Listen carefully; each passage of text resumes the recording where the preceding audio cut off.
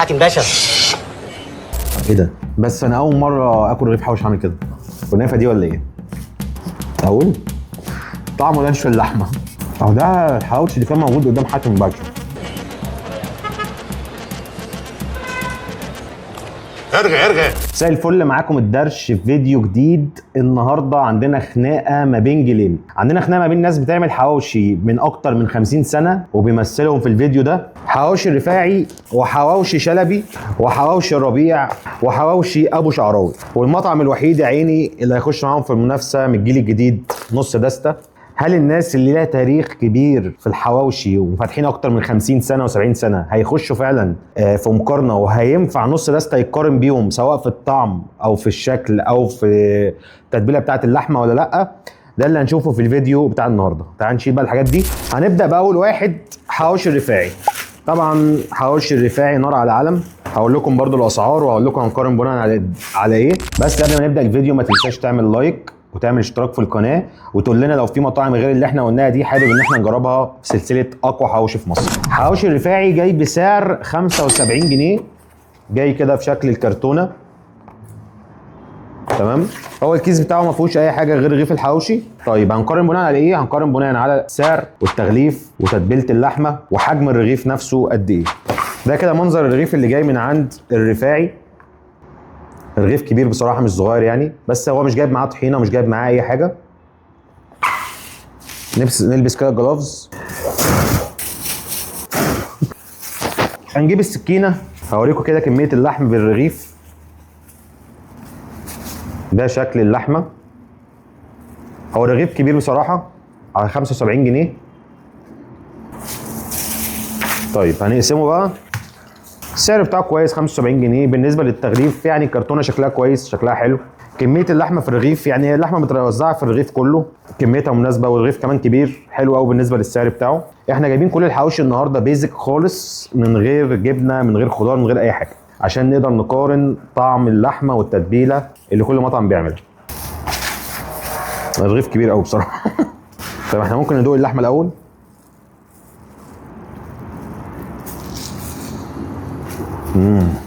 مبهر والله، مبهر. يلا ندوق. وليه في كل حلقه اول واحد بنجربه بيبقى جامد قوي، مش لاحظ الموضوع ده؟ وغالبا بيكسب. الطعم بتاع اللحمه ظاهر قوي قوي قوي. نسبه الدسم مش عاليه، هي كده كده انتوا عارفين الحواوشي بيبقى فيه نسبه دسم يعني حوالي 20-25%. اللحمه حلوه، التتبيله حلوه قوي قوي، والبهارات محطوطه على اللحمه بتاعت الحواوشي. البهارات مش طاغيه جامد على اللحمه طعمها باين، والدسم اللي فيها باين. والميزه في رغيف الحواوشي طالما بتاكلوا الحواوشي اللي هو المصري مش الاسكندراني، ان الرغيف من بره يبقى مقرمش ويبقى من جوه طري ومش مزيت، يعني ما يكونش مزيت من بره واللحمه تكون استوت. فدي معادله صعبه قوي انك تحققها، بس الرفاعي محققها لي حلو جدا جدا جدا. بس انا متضايق ان مفيش طحينه ومفيش حاجه مع الحواوشي. الحواوشي ده بيبقى عايز ترشي وعايز طحينه، واللحمه ما فيهاش شغط. عارف انت الشغط اللي بيشد في الحاجات الوحشه في اللحمه دي؟ لا، ده لحمه بيور، طعمها باين حلو جدا. طيب نديله كام الرفاعي؟ الرفاعي هياخد معايا 8.5 من 10، لان هو ما جابش طحينه بصراحه.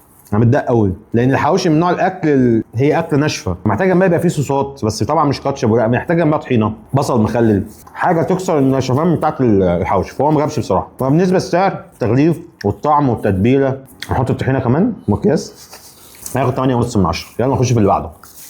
تاني واحد حواوشي شلبي. حواوشي شلبي ده مشهور قوي في فيصل، الناس اللي من فيصل اكيد عارفاه واكيد كانت منه. شلبي جايب طحينه، شلبي جايب طحينه. حواوشي شلبي ما غلطش غلطه حواوشي الرفاعي وجاب لنا طحينه. والبوكس ده الشكل بتاع البوكس كده بتاع حواوشي شلبي، وجايب برضو طحينه حجمها كويس. بكام بقى؟ حواوشي شلبي عامل 70 جنيه. يلا نفتح بقى ونشوف الكرتونه فيها ايه. اوه ده مزايد جامد، بس شكله معمول على الفحم.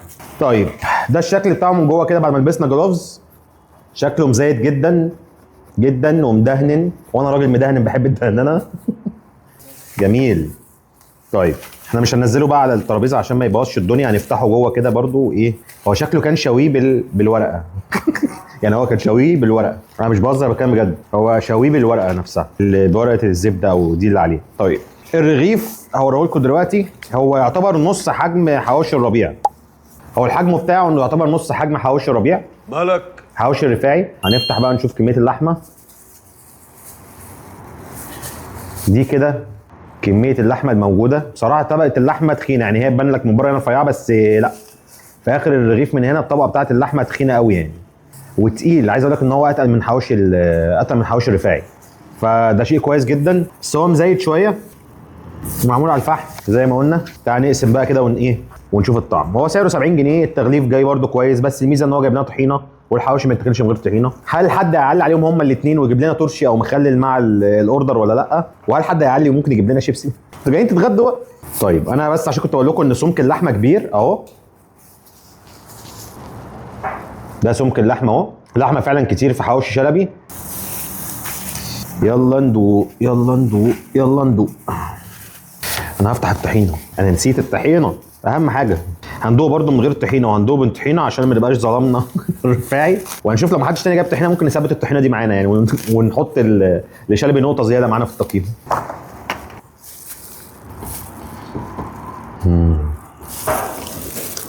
هوبا المركب مركب مركب مركب. هو تجربه مختلفه خالص عن الربيع، مش حلاوه وحاشه على قد ما الطعم او التتبيله بتاعت الحواوشي ده في حته وده في حته، ده طريق وده طريق تاني خالص. طيب نوصف بايه؟ اولا العيش من بره جاي مش ناشف، جاي طري. فانا بالنسبه لي كده يعني، انا بحب اكل حواوشي بحب يبقى مقرمش من بره وطري من جوه، بحيث ان انا احس ان انا باكل حواوشي. انا ممكن اعمل ده في البيت، لحمه مفرومه واحط عليها. فانا شايف ان هو مش بيقرمش من بره، فبالنسبه لي انا كرايي الشخصي نقطه ما تحسبلوش يعني. بس بصراحه الحشو كتير، التتبيله طعمها حلو، تتبيله مايله للطعم البيتي اكتر، طعمها بيتي بيتي بيتي بيتي، اللي بيبقى فيها بصل كتير، فيها فلفل اسمر كتير. وانا ما عجبنيش سن هنا ان اللحمه فيها شغط، يعني انا مش باكل داني، في طعم شغط في اللحمه. طيب الطعم كتوتال هي تجربه كويسه هتتجرب برده، بس اكيد مش هياخد 8.5 زي حواوشي الرفاعي معانا، مع انه جايب طحينه. في موضوع الشغط ده مضايقني بصراحه في بقي، يعني انا ما بحبش اكل اللحم اللي بيبقى فيه حاجات بتشد وكده. تجربه كويسه. هنديله كام من 10؟ هنديله 7.5 من 10. ليه 7.5 من 10؟ عشان في شغط في اللحمه، الرغيف كان مزيت والرغيف طري. الميزه الوحيده اللي هو جايبها النهارده او اكبر ميزه ان هو جايب معاه طحينه، وده شيء كويس جدا. خلينا نخلص اللقمه دي ونخش في اللي بعده. تالت واحد معانا في الجيل القديم حواوشي الربيع. حواوشي الربيع شكله عملها ولا ايه؟ اوبا، حواوشي الربيع جايب سلطه مع الطحينه، مش شامم حاجه، وجايب الكرتونه. ده كده الكرتونه، شكل الكرتونه بتاعت حواوشي الربيع الاصلي، اداره مودي ربيع. تمام. ودي شكل برضو الحاجه هنفتحها. جايب علبه طحينه، وجايب علبه سلطه كبيره شويه اهي. طيب بكام حواوشي الربيع؟ حواوشي الربيع عامل 110، والبوكس بتاعه صغير خالص، يعني اصغر من اللي فاتوا بكتير. فهنشوف يعني، لا يعني ده كده شكل اللي في الكرتونه الرغيف. الشكل بتاعه عامل نفس حجم الشكل بتاع كده حواوشي شلبي، يعني هو نفس المقاس يعتبر. تعال نلبس بقى جلافز. في ناس كتير قوي قالت لنا ما تحطوش مزيكا على الفيديوهات. عايز اقول لكم ان خلاص الموضوع ده فعلا عملناه، ومش هنحط مزيكا في الفيديوهات. متنساش لو عجبك الفيديو تسوي لايك واشتراك بالقناه.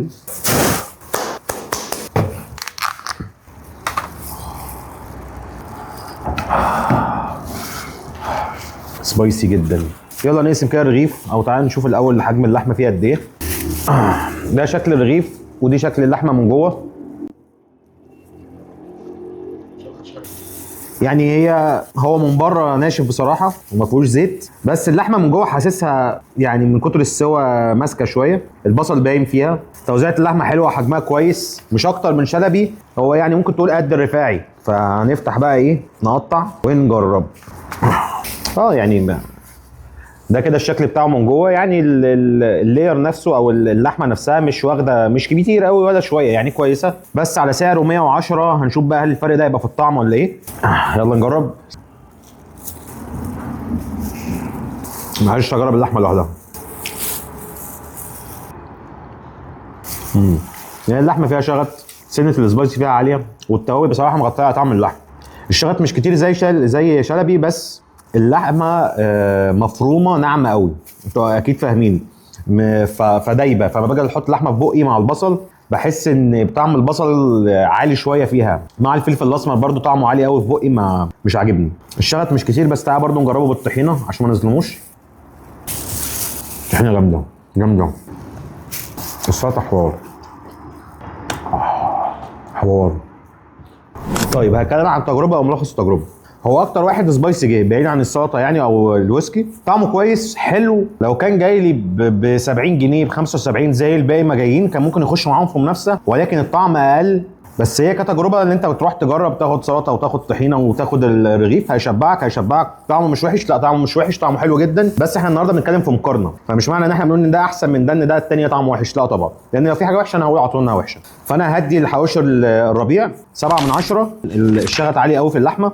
اللحمه نفسها ما تيجي تستوي تتساب كتير قوي على النار او على الجريل، فاللحمه نفسها فيها غامقه من جوه، فيها سنه سمار كده، خدت سوا اكتر من اللازم. اللحمه مهروسه ناعم قوي، فانا مش حاسس خلاص طعم اللحمه من كتر التوابل. فخلينا نخلص اليوم دي ونخش في اللي بعده. اخر واحد في الجيل القديم ابو شعراوي. ابو شعراوي ده معروف، مش محتاج ان احنا نتكلم عنه. جايب كده علبه طحينه، وجايب كنافه دي ولا ايه؟ جايب رغيف عادي، وجايب رغيف الحواوشي. حركه حلوه بصراحه. في ناس ممكن تقسم الرغيف وتاكله على 2، هو مزايد خالص. استنى بقى نجيب جلافز. عايز اقول لك ان هو اخر واحد جه. ده هو فيه اكتر من ورقه، شكلنا نقعد نفتح فيه للصبح. بس اقول لكم ايه، ريحه حلوه قوي. الريحه حلوه حلوه حلوه حلوه حلوه. هنشوف. اوبا، ايه ده؟ شكله هيطلع مفاجاه النهارده ولا ايه؟ افتحه منين واوريه لكم. والله الموضوع صعب. ده حاطين اللحمه عكس، ماشي. ده الشكل بتاعه كده. هو شكله الكيس نفسه عرق من الطريق، بس عايز اقول لك ان ريحته حلوه قوي. فهنجرب. حواوشي ابو شعراوي عامل 100 جنيه من غير التوصيل. هو جاي مقسوم اصلا، وجاي معاه طحينه. بس يا باشا دول معلمين طحينه، دول فاهم، جزار يعني. نجربه الاول. انا عايز اوريكم بس الاول ايه حجم اللحمه جوه. هو يعتبر اكتر حد جاي حجم اللحمه عنده كبير. بص ممكن اللحمه عنده قد ايه. وعايز اقول لك ان من قبل ما ادوقه اللحمه مفرومه خشن، والبصل موجود فيها. شكله باين البصل بس شكله دايب يعني، شكله مستوي قصدي يعني. يلا بقى نجرب ونشوف. يا ابن الصياعه، عليه ليه؟ في ليه؟ محطوط عليه ليه وسمنه بلدي. ايه ده؟ طعم الليه ايه ده؟ الرغيف واخد من تحت على فكره سمنه، واخد زبده او سمنه، باين في اللحمه من تحت اهي. يا شيخ اللحمه كتير قوي. ابو شعراوي ده على فكره جزاره وحواوشي. اللحمه دايبه ذوبان غير طبيعي. اكتر حاجه طعمها باين اللحمه. البصل موجود بس مش حاسس بيه في الاكل. التوابل مش عاليه، السبايسي مش عالي. الرغيف مزيد حاجه بسيطه من بره بس مش ناشف. بس انا اول مره اكل رغيف حواوشي عامل كده. جامد جامد جامد. ده ايه ده؟ انا قلت الرفاعه هيكسب. ايه ده اللي هي موديه الحواوشي في حته يا ولاد الصيعه. اهو ده الحواوشي اللي كان موجود قدام حاتم باشا. اطلع الدائري هتلاقي من شرطه اسمه اشرف، كل غيرك مكان حرب باشا. تعالى خد يا بقى. فين 50 جنيه؟ معلش خلصت ما لحقتش اكمل بس خلص. اقيمه ازاي دلوقتي بعد ما خلصته؟ هو اولا ليه حق ان هو يبعت رغيف مع رغيف الحواوشي، لان اللحمه كتير قوي قوي قوي على الرغيف. يعني انت لو دخلت اللحمه حطيتها هنا هيبقوا رغيفين حواوشي بتوع اي براند تاني. الطحينه طعمها حلو ومش مميز. هو اي نعم الباكجنج بتاعه رايح في داهيه، بس لا الطعم خرافي. والساندوتش هيقفلك جامد جامد جامد. حلو حلو حلو حلو يعني. بص يلخبط يعني. انا مش عارف اديله كام، بس عشان مش الطعم بالحاجه الوحيده اللي احنا بندي تقييم عليها. اديله كام؟ انا اول مره احتار في تقييم يا جماعه. 9. ده ياخد 9/10. اللحمه حلوه قوي، التتبيله حلوه قوي، الفلفل الاسمر مش كتير، البصل مش بيقرمش ومش باين، الرغيف مش مزيت جامد، الرغيف كويس جدا والزيت اللي عليه يكاد يكون مش موجود، الطحينه طعمها كويس، وجايب لك رغيف مع رغيف الحواوشي. السعر بتاعه غالي هو تاني اغلى واحد معانا النهارده، بس تجربه تحفه تحفه تحفه. لازم تجربه. احنا كده خلصنا الجيل القديم. معانا واحد يا عيني هو المظلوم، هنشوفه وبعد كده نحكم عليهم كلهم. هل مين اللي هيكسب فيهم؟ هل الناس القديمه الجيل القديم هو اللي هيكسب في المقارنه دي، ولا الجيل الجديد اللي بيمثله نص دستة؟ نص دستة كبراند عاجبني جدا. كان جايبين منه شاورما وبرده كان الشاورما بتاعته حلوه جدا. سعر رغيف الحواوشي بتاع نص دستة 59 جنيه. العلبه جلافز ومناديل معطره والكيس ومنيو. مش عارفين هو جايب طحينه ولا لا. هنبص في البوكس من جوه، ولكن حجمه صغير جدا. ايه ده ب 60 جنيه 59 جنيه. طيب خلينا نبدا مع بعض. ده كده الشكل بتاعه. بيعجبني بصراحه قوي التغليف والباكنج والعلبه بتاعته وكل الاشكال اللي عندي. نص دستة بصراحه عجباني جدا. وده شكل الحاجه بتاعت التغليف بتاعته. شكلها برضه حلو جدا. في مناديل ومنديل معطر. باع الجلافز، هو الوحيد اللي باع الجلافز. طيب من جوه شكله عامل ازاي؟ ناس محترمه اللي شغاله. ايه ده؟ ده انا فاكره هيجي خفيف وكده تقيل. انا قلت هو جاي لقمه كده صغير لا باجي اسحبه من العلبه لقيت انت فاهم حد بيتخانق معاه من جوه. والله حد بيتخانق معاه من جوه. العلبه دي فيها ايه يا معلم؟ طيب هو رغيف صغير قوي بس تقيل. ده الشكل بتاعه مغلفينه بصراحه بشكل حلو. انا هشيله واوريكم. حاطين على الرغيف من بره سمسم، على الرغيف البلدي. انا اول مره اشوف حد بيجيب عيش بلدي عليه سمسم. هنشوف بقى، نفتح نشوف الحشو من جوه. الحشو من جوه حلو كتير قوي على الرغيف. يعني هو لو حجمه قد باقي الحواشيات اللي احنا جربناها كان هيبقى في منافسه رهيبه معاهم بالنسبه للحجم. بس هو اصلا جاي يعتبر نص اي حد فيهم. انا خايف اقطعه بالسكينه يزعل اصلا. تعالى نفتحه من النص عشان نوريكم شكل اللحمه من جوه. نص دستة من البراندات اللي في الفتره الاخيره حوالي اخر 3 4 سنين اثبتوا نفسهم بشكل كبير جدا ودخلوا في منافسه في الشاورما والمسحب والحواوشي وبيعملوا اختراعات كتير جدا. فانا هنعمل لهم ان شاء الله حلقه كامله المنيو كامل من نص دستة. ده كده شكل الرغيف. يعني لو كان اكبر شويه بصراحه كان هيبقى حلو قوي. يعني ده شكل اللحم من جوه بتاعه، حجمها ممتاز بصراحه. مش جايب طحينه، جايب بس الكيس والمناديل. يلا نجرب. هو في طعم فحم بس، مدخن بس. احنا هنستأذن كده من ابو شعراوي بس الطحينه بتاعته. بص هو في حاجه غريبه بس مش وحشه، مفاجاه. اقول طعمه لانشون اللحمه. لانشون اللحمه جدا. طعمه لانشون بيف، لانشون بيف صرف. اللحمه ناعمه قوي، مش باين بصل، مش باين اي حاجه.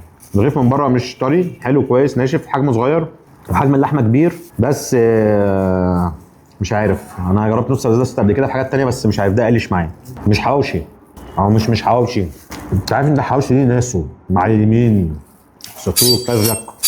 هي تجربته حلوه بصراحه، مش عايز اظلمه بس بعيد قوي عن الناس اللي احنا جربناها. يعني الطعم رايح في حته فيها افتكاسه، فاهم؟ اللحمه مفرومه جامد قوي فمحسساني ان انا باكل لانشون بيف. تعال نشيل الحاجه دي ونرجع نقيم. طيب ملخص تجربه النهارده. اول سؤال هنساله ونجاوب عليه: هل المطاعم اللي بتعمل الحواوشي بقى لها اكتر من 50 سنه هتخش في مقارنه مع المطاعم اللي لسه طالعه جديد؟ الاجابه بكل صراحه لا طبعا. الاربع مطاعم اللي احنا جربناهم هم يعتبروا ملوك الحواوشي، طعمهم جامد جدا. اختلافات بسيطه قوي ما بين ده في شغف، ده اللقمه اصغر حاجه بسيطه كتير. ولو تاخدوا بالكم التقييم كله قريب من بعضه. بس انا اكتر واحد كيفني النهارده، اكتر واحد مزجني بصراحه، مزاجه عالي قوي، ابو شعراوي واخد 9 من 10. ونص دستة ما رضيناش نديله تقييم. يعني انا ما قيمتش نص دستة. تغليف حلو وكل حاجه حلوه في نص دستة، ولكن هو مش الحواوشي بتاعنا اللي انا اعرف اقيمه. فانا صراحه لو دخلته هظلمه. فاحسن واحد جه معانا النهارده وهو المفاجاه بصراحه هو ابو شعراوي. وبعد ابو شعراوي الرفاعي كان حلو جدا، هو اكبر رغيف جه. اللحمه بتاعته ممتازه. بس ابو شعراوي ميزته ان هو في طعم الناس اللي كيفت الاكل الاكيله، طعم الضاني او طعم اللي باين ما يودي طعم السندوتش في حته ثانيه. ده غير ان في حاجه كنت نسيت اقولها لكم، ان اللحمه هو مش فارمها في الفرامه، هي فارمها حاجه اسمها فرمه قرمه. الناس اللي كيفت الاكل هتعرف يعني ايه فرمه قرمه. فرمه قرمه دي بيفرمها على القرمه بتاعه اللحم، فطعم الحواوشي طالع في حته ثانيه مع البصل والتتبيله. خرافي خرافي خرافي. يعني لولا ابو شعراوي النهارده كان الرفاعي هو اللي كسب. فلازم تجربوا ابو شعراوي. لو انتوا عايزين توصلوا للمحل او لكده يعني هتسيبوا لي كومنت وانا ممكن ابعت لكم رقمه. في ممكن ناس تبقى مش عارفاه. ده كان فيديو النهارده من الدرش. استنونا ان شاء الله فيديوهات جايه. في فيديوهات عن اللحمه كتير قوي قبل العيد. معانا كفته، فته بالموزه، ومعانا طرب، معانا لحم مندي، معانا حاجات كتير قوي. وفي حلقات نازله جديد. وان شاء الله بدايه من الحلقه الجايه او اللي بعدها هننقل في الاستوديو الجديد وهوريه لكم ان شاء الله. كان معاكم الدرش. باي.